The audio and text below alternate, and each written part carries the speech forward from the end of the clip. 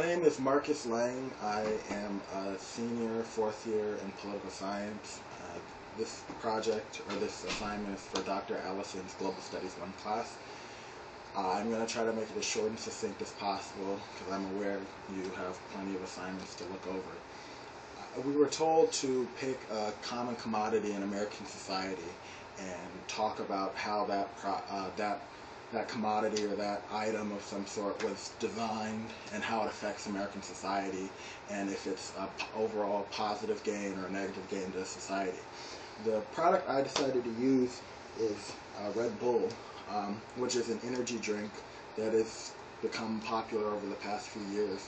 So in American society for more than a century, we've been drinking beverages for pleasure or for various other experiences other than hydration.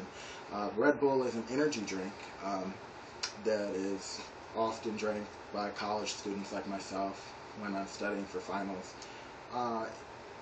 The first thing you see when you look at the Red Bull drink is you see like the can with the design and everything, and you notice that the can is made out of aluminum. So that's the first thing you take into consideration. And one thing when you think of Red Bull and how it's made, the last thing you think about is recycling cans and metals and mining ores in Utah or wherever they're mining ore in. But that's definitely a factor that goes into designing this product, which is a really interesting thing. In The Omnivore's Dilemma, which is by Michael Pollan, which I'm also reading for your class, and I'm doing my book review on this book. I thought this book was really interesting, and there were some really interesting things that can be related back to this Red Bull.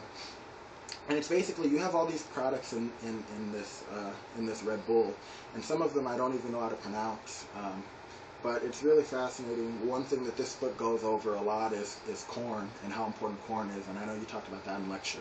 And there is corn syrup in some of the products in this, in some of the corn products are in this product, this Red Bull.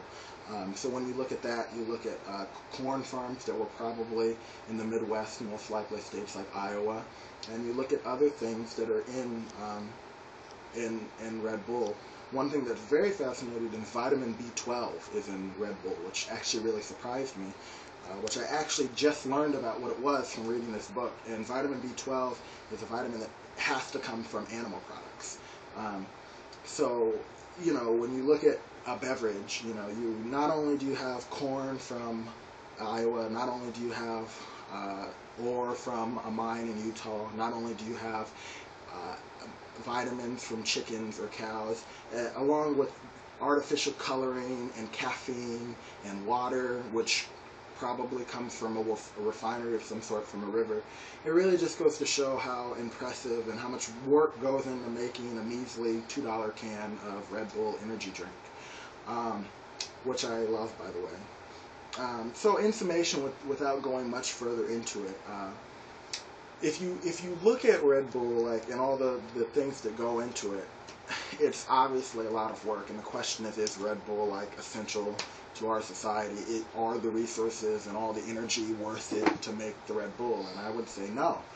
There are plenty of substitutes for energy or stimulant that take far more resources, that also are far less expensive, such as coffee or even peppermint, which is a very natural stimulant that may not be as effective as Red Bull, but is far better for you, has far less negative side effects, and you don't have to go to dozens of states to make a peppermint candy or a cup of coffee.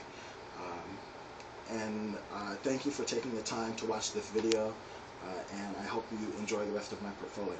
Thank you.